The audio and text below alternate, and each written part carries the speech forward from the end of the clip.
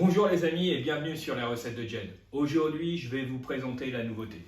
La nouveauté, c'est quoi? Ça sera la recette du mardi que je vous annoncerai également en fin de recette du samedi. C'est quoi la recette du mardi? Ça sera une recette complémentaire. Une recette complémentaire, c'est quoi? C'est soit une recette de base, soit une recette pour accompagner un plat. Voilà, donc recette de base type crème pâtissière, pâte à choux, sauce béchamel, mayonnaise, enfin voilà, tout ce type de recettes, ou alors une purée de potiron par exemple, ou un gratin dauphinois. Ça, ce sont les recettes complémentaires à mon sens. Et aussi, vous aurez comme d'habitude la recette du samedi qui paraîtra en même temps et sur MacJournal 77 et sur ma chaîne YouTube Les Recettes de Jen. Donc là, pour ce faire, surtout si vous ne l'avez pas déjà fait, amis Sénémarnais, abonnez-vous sur les réseaux sociaux, donc Facebook ou Instagram, à MacJournal, ce qui vous permettra d'avoir les infos en direct du 77. Et maintenant, place à notre recette du samedi. C'est la recette de la baguette de pain de campagne. Pourquoi cette recette? Au vu du succès de la baguette de pain classique, j'ai voulu vous faire une baguette de pain de campagne aussi simple à réaliser. Donc voilà, aussi pourquoi? Baguette pour une baguette, proportion pour une baguette. Parce que souvent, vous voyez sur beaucoup de sites, les proportions pour deux baguettes. Moi, j'ai voulu vous le faire pour une baguette. Donc, bonne réalisation à tous. J'espère que cette vidéo vous aidera à la réalisation de la baguette. Et on se voit en fin de réalisation pour vous annoncer les deux prochaines recettes. Les ingrédients pour réaliser la baguette de campagne sont les suivants. Donc important les types de farine. Donc on commence par la farine type 65-150 grammes. Moi je mets de la farine semi-complète, donc 50 grammes. Il nous faudra également 5 grammes de sel qui correspond à une cuillère à café. Il nous faudra 135 grammes d'eau tiède. Moi j'utilise l'eau du robinet et je laisse couler jusqu'à temps que l'eau soit à température. Faut pas que l'eau soit chaude, faut qu'elle soit tiède. Pour terminer, j'utilise donc 7 g de levure fraîche. Si vous n'avez pas la levure fraîche, vous pouvez utiliser la levure de boulanger déshydratée et auquel cas vous prendrez 13 g. Le matériel nécessaire donc pour la réalisation de la baguette de campagne, un robot avec le crochet, donc soit une plaque de cuisson à pain, soit un lèche-frites.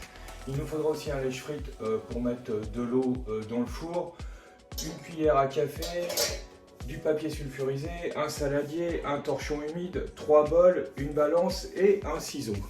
Donc je vais mettre mes farines dans mon bol mélangeur.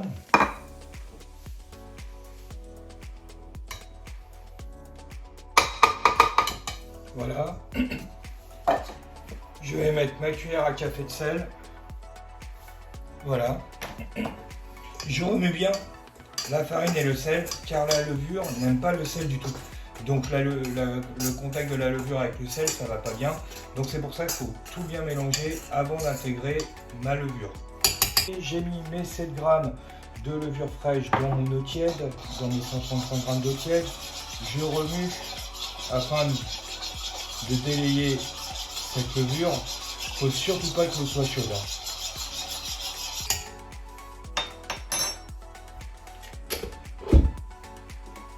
Je vais mettre mon robot sur une petite vitesse et je vais mettre ma levure. Voilà. Donc voilà, le pâton est comme je le souhaite. Maintenant, j'ai préalablement humidifié mon torchon. Je vais prendre mon saladier, je vais mettre le pâton à l'intérieur. Voilà. Comme ceci. Donc voilà, j'ai mis un torchon humide sur mon saladier et je vais laisser reposer une petite demi-heure. Ensuite, je vais dégazer et à la suite de ça, je vais laisser reposer mon pâton afin qu'il double de volume. Donc là, ça fait une petite demi-heure. Donc là, je dégaze tout simplement. Voilà, juste pour enlever le gaz de mon pâton. Pas longtemps, Voilà, vous voyez, ainsi. Et après, je laisse mon pâton comme ceci. Je remets mon torchon humide et je vais laisser doubler de volume mon pâton avant de préparer et façonner ma baguette. Notre premier temps de pousse est terminé, donc voilà, le temps dépend en fait de la chaleur de la pièce. Là, le temps de pousse a été d'1h30 à peu près. Maintenant, ce que nous allons faire, c'est que nous allons façonner la baguette, et la laisser repousser à nouveau. Et on devra préchauffer notre four à 280 degrés, chaleur tournante. Et nous mettons le lèche-frites dans le four. Donc nous allons préparer notre feuille de papier sulfurisé. Donc là, je vais la couper en moitié. Il faut qu'elle dépasse la plaque de cuisson de baguette. Si vous n'avez pas de plaque de cuisson de baguette, ce n'est pas grave. Vous utilisez soit une plaque de cuisson, soit un autre lèche-frites. Ce qui est important d'avoir, c'est le lèche-frites au fond du four, parce que nous allons y mettre après un bol d'eau afin de dégager de la vapeur et pour éviter que la baguette ne dessèche pendant la cuisson. Donc voilà, vous voyez, j'ai coupé la feuille de papier sulfurisé et je vais la mettre ainsi pour accueillir notre baguette façonnée. Donc là, je vais recouper ma feuille de papier sulfurisé en deux car elle était un peu grande, elle dépassait vraiment trop de ma plaque de cuisson. Donc voilà, je la mets ainsi, c'est nickel pour accueillir notre baguette. Voilà, génial. Et donc le bout qui va rester me servira pour une prochaine cuisson, ou si j'avais deux baguettes, je mettais la deuxième baguette à côté. Donc je vais mettre un peu de farine sur mon plan de travail, mais légèrement, pour éviter que le pâton ne colle. Et comme j'en ai un peu sur le main, voilà, je mets afin de décoller mon pâton. Et comme ça, avec la farine sur les mains, la pâte ne me colle pas dessus.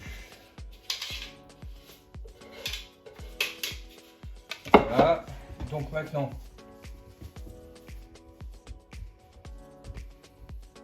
on plie en deux, voilà, et on roule. Il faut vraiment que ça soit uniforme pour que la baguette soit de la même taille. Voilà. Et qu'il n'y ait pas des grosseurs différentes.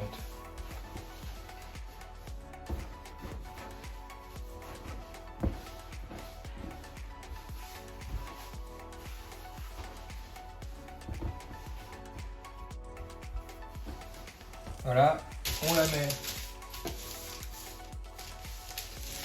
Et là, ça ne me convient pas. Donc c'est pas grave, hein, autant recommencer un petit peu. Voilà. Donc là, on a à peu près uniforme. Voilà.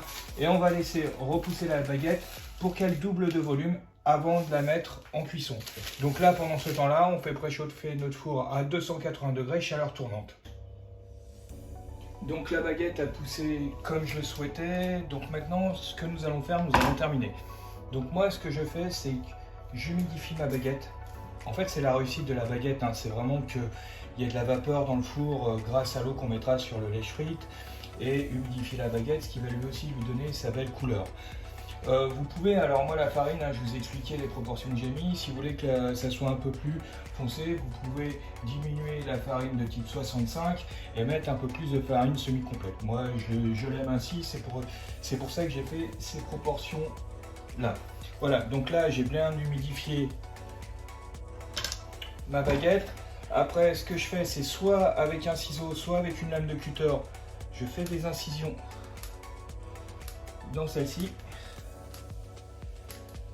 Et la grande différence avec la baguette que je vous avais fait en début de mes vidéos et celle-ci, c'est que vous voyez là, je prends de la farine type 65 et je vais saupoudrer ma baguette de celle-ci. Ce qui va faire notre baguette de campagne aussi et terminer notre décoration de la baguette. Donc voilà, vous voyez, comme ça ainsi. Et maintenant, je vais enfourner ma baguette dans mon four qui était préchauffé à 280 degrés. Et dès que je vais mettre mon eau dans mon lèche-frites, je vais diminuer mon four à 200 degrés et nous allons laisser cuire la baguette entre 20 et 25 minutes, tout dépend de la cuisson que vous souhaitez. Donc j'ai enfourné la baguette dans mon four donc, que j'ai diminué à 200 degrés, j'ai mis dans mon lèche-frites un bol et demi d'eau et voilà, la cuisson est partie pour une vingtaine de minutes. Voilà, nous sommes arrivés au terme de la cuisson et la baguette est cuite comme je le souhaite. Voilà, donc moi je l'ai cuit 20 minutes, mais vous pouvez la cuire un peu plus si vous préférez une cuisson un peu plus poussée.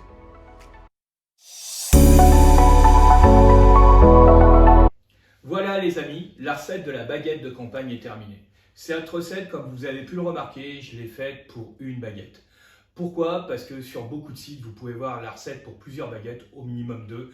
Moi, je pense qu'il faut aussi le faire pour une baguette et c'est aussi simple. Voilà. Si vous avez aimé cette recette, surtout n'hésitez pas, cliquez sur le pouce bleu, un petit j'aime, ça fait toujours plaisir. J'attends aussi en photo vos réalisations dans les commentaires. Ça me permettra de pouvoir les mettre sur mes réseaux sociaux. C'est toujours un plaisir de voir vos réalisations grâce à mes vidéos. Si vous ne l'avez pas déjà fait, abonnez-vous à ma chaîne en cliquant sur abonner en bas et demandez les notifications. Vous serez averti des nouvelles recettes. Les recettes de la semaine prochaine. La recette de mardi, ça sera la recette de la purée de potiron, une recette de saison.